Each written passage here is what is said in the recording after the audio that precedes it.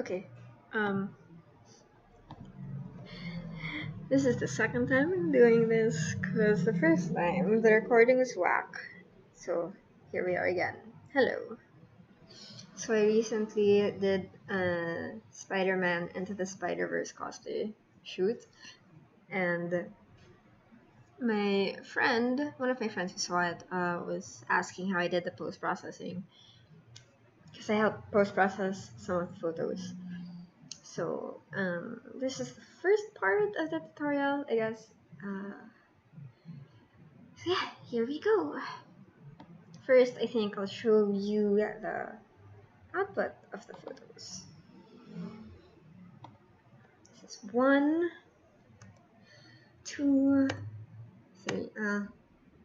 This is just like memes. Um,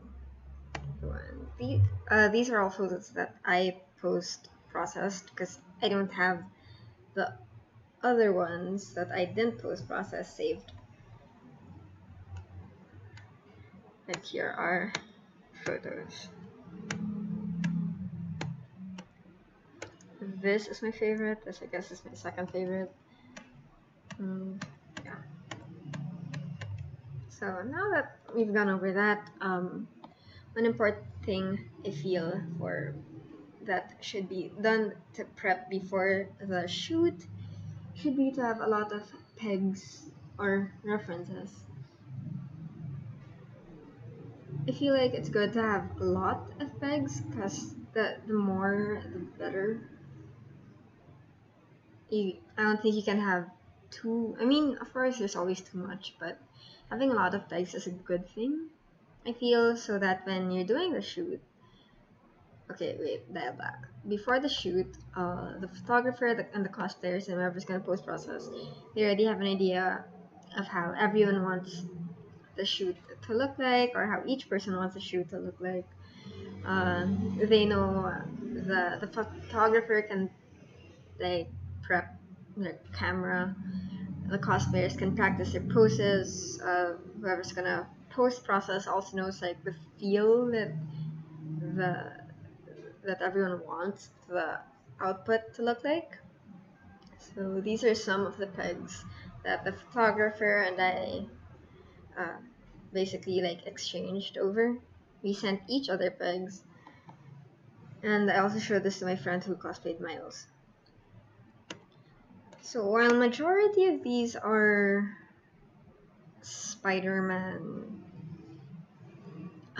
I guess like photos and illustrations, they don't always have to be that. For example, here is one that it's just a cool looking photo. So the photographer sent me that, and we were supposed to try to be able to take a rooftop photo that looked like that. This is one of the pegs, so we didn't get to have a rooftop shoot, so we didn't get to take these photos. So take note that you won't always be able to take photos totally based off the pegs, but of course it's always a good idea just in case. So again, the more the pegs, the better. It's better than having too little. Because then if you have too little, you probably won't have a lot of photos in the end because people won't have an idea of, like, not everyone can come up with like angles or a concept for the photo on the fly. So yeah, most of these are either official art, fan art, cosplay photos. A lot of the pics that I sent were based off the movie. For example, this one turned out this. So yeah, this for example. No, of course you can't do that. But yeah, here's another one that isn't fan art or official art or cosplay. This is an idea. You don't always have to like get that same exact angle or anything, but it gives you things to go off from.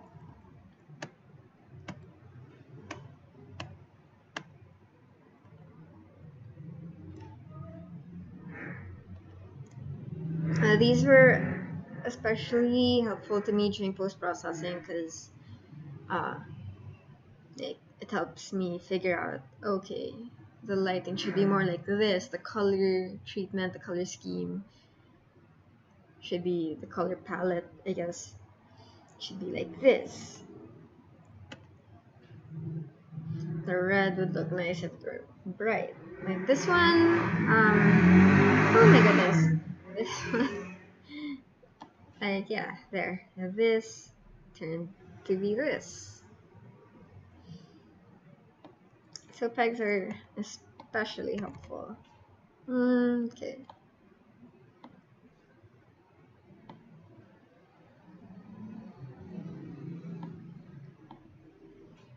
So showing you the output and showing you the pegs, and just to give you an idea, these are all the photos that we took. It's quite a lot. We didn't use all of them. We didn't use a lot. I mean, we had a decent amount of output for the final photos, but again, there are a lot of photos that we didn't use, a lot of photos that were very similar, but again, that's very helpful because if you need to merge photos together, for example, this one, which was used for that, this turned into that, you can see that he has a hand here, and in the raw photo, there's no hand. So I took this hand. So it's good to take a lot of, yeah, it's good to have a lot of takes for the same photo because it helps when you need to merge photos together, or if you want the angle of one photo or the photo you're working on, like, okay, so I can explain it easier. This photo used to be, I believe,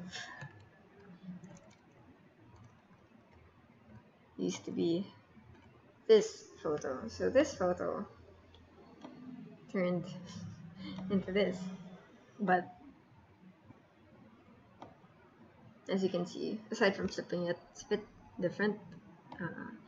His face, the final output photo face, is facing more towards the camera, whereas this one on the left, is a bit more hidden. So what we did was we combined, I think this one?